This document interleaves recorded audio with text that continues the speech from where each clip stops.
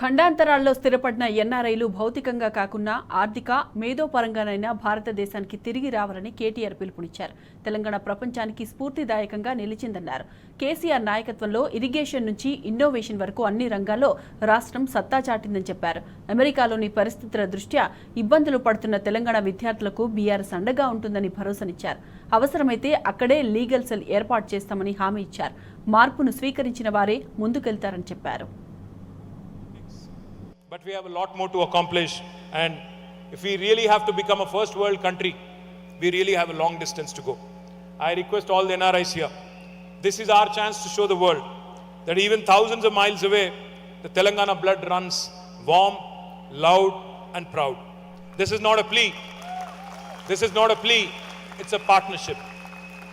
I stand here to reaffirm my unwavering commitment to the motherland through this vision we would like to call the Telangana dream.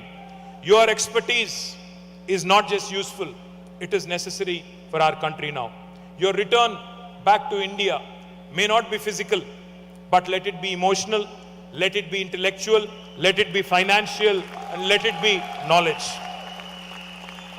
From the Telangana that was to the Telangana that is, from Telangana being a demand to now being a destination, is an inspiring story to the world.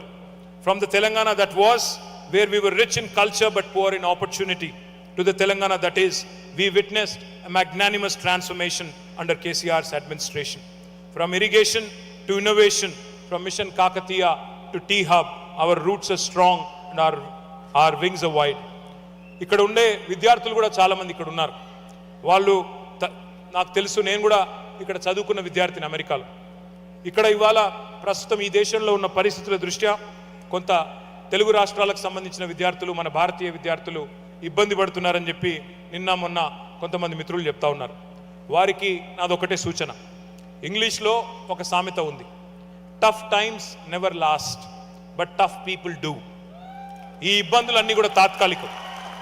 మీ అమ్మా నాన్నలు ఎన్నో ఆశలతో మీ తల్లిదండ్రులు మిమ్మల్ని ఇక్కడికి పంపారు. ఇలాంటి సమస్యలు వచ్చినప్పుడే గుండె నిబ్బరంతో ఉండాలి. మీకు అండగా బీఆర్ఎస్ ఉంటుంది. అవసరమైతే ఇక్కడే ఒక లీగల్ సెల్ కూడా ఏర్పాటు చేసి మీకు అండగా, ఇక్కడ విద్యార్థులకు అండగా కూడా మేము నిలబడతామని చెప్పి కూడా నేను మీకు విజ్ఞప్తి చేస్తా ఉన్నా. ఒక అన్నగా ఒక సోదరుడిగా ఇక్కడ ఉండే స్థానిక ఇమిగ్రేషన్ లాయర్లతో కూడా మేము మాట్లాడి అవసరమైతే ఒక ప్రత్యేక లీగల్ సపోర్ట్ కూడా మీకు అందజేస్తామని చెప్పి కూడా కేసీఆర్ గారి దూతగా నేను మీకు అభయం ఇస్తా ఉన్నా.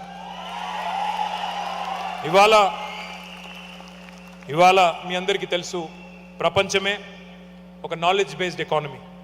విజ్ఞాన ఆధారిత సమాజాలు, దేశాలు అగ్రస్థానానికి ఎగబాకుతున్నాయి. ఇన్నోవేషన్, టెక్నాలజీ, నూతన ఆవిష్కరణలు దేశాల మనుగడకు, వ్యక్తుల మనుగడకు, సంస్థ మనుగడకు కీలకంగా మారినాయి.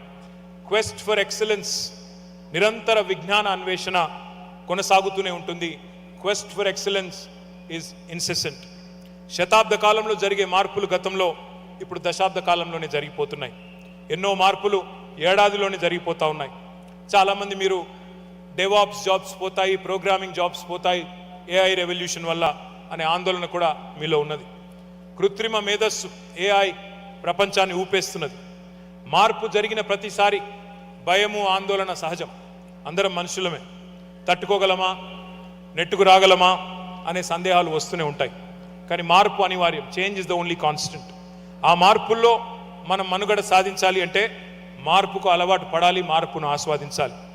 చార్ల్స్ డార్విన్ చెప్పింది కూడా ఇదే. It is not the strongest of the species that survive, not the most intelligent that survives, it is the one that is most adaptable to change. ఎవరైతే మార్పును ఆస్వాదిస్తారో, మార్పును స్వీకరిస్తారో, మార్పును స్వాగతిస్తారో వారు మాత్రమే సర్వైవ్ అవుతారు. మనకు తెలివి ఎక్కువ ఉందా లేక మనకు ఎక్కువ సంపద ఉందా అన్నది కాదు, ఎవరైతే జరుగుతున్న మార్పును, సామాజిక మార్పును స్వాగతిస్తారు అని. The only way to survive in today's world is to constantly skill, up skill and reskill. మనం స్టాగ్నేట్ అయిపోతే అవకాశాలు ఉండవు. ముఖ్యంగా అమెరికాలో మీకు తెలుసు, నాకంటే బాగా మీకు తెలుసు, నేను పరిశ్రమను వదిలిపెట్టి 20 ఏళ్ళు దాటిపోయింది, నాకంటే బాగా మీకు తెలుసు ప్రస్తుతం ఉన్న పరిస్థితులు. కానీ మీకు ఎదురయ్యే ప్రతి సవాల్ని, ప్రతి సాంకేతిక సవాల్ని కూడా మీరు స్వీకరించి సమర్థతను నిరూపించుకుంటారని నాకు తెలుసు. దానికి మీకు తెలంగాణ కథ తెలంగాణ విజయగాథ మీకు స్ఫూర్తినిస్తుంది. కేసీఆర్ గారి మరి 14 ఏళ్ల పోరాటం కూడా మీకు స్ఫూర్తినిస్తుందని చెప్పి కూడా నేను నమ్ముతా ఉన్నాను. తెలంగాణ ముద్దుబిడ్డ, మాజీ ప్రధానమంత్రి, తెలుగు బిడ్డ, తెలుగు టీవీ పివి నరసింహారావు గారు ఒక మార్పును ఆహ్వానించి భారతదేశం దిశా దశను మార్చేసినారు. సంస్కరణలకు ఆద్యుడై ప్రపంచీకరణకు తలుపులు తెరిచి భారతదేశ ఆలోచన సరళిని కూడా మార్చేసిండు. మన భారతీయులు, మన తెలుగువారు ఈరోజు గ్లోబల్ కంపెనీలకు సారథులై గొప్పగా రాణిస్తూ ఉన్నారు. మీరు మీ వృత్తుల్లో, మీ ఉద్యోగాల్లో, మీ వ్యాపారాల్లో మరింత ఎత్తుకు ఎదగాలని మనస్ఫూర్తిగా కోరుతా ఉన్నాం.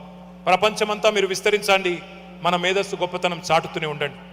కర్మభూమి మీద కార్యదక్షులై వర్ధిల్లండి, కానీ జన్మభూమి రుణం కూడా తీర్చుకోండి. తెలంగాణలో పెట్టుబడులు పెట్టండి. బీఆర్ఎస్ పార్టీ మీకు ఎప్పుడూ అండగా ఉంటుంది. ఖచ్చితంగా విదేశాల్లో ఉన్న ప్రవాస తెలంగాణీయుల సంక్షేమం గురించి కృషి చేస్తూనే ఉంటుంది. తెలంగాణ నుంచి టెక్సస్ దాకా, హైదరాబాద్ నుంచి హ్యూస్టన్ దాకా, ఒక్క మాటలో చెప్పాలి అంటే సిరిసిల్ల నుంచి సిలికాన్ వ్యాలీ దాకా మనందరి గుండె చప్పుడు ఒకటే, జై తెలంగాణ. రాష్ట్రంలో ఉంటే మనమంతా తెలంగాణ వాళ్ళం. రాష్ట్రం సరిహద్దు దాటితే మనమంతా తెలుగు వాళ్ళం. దేశ సరిహద్దులు దాటితే మనమంతా భారతీయులం. ప్రతి అస్తిత్వం కూడా మనందరికీ గర్వకారణం.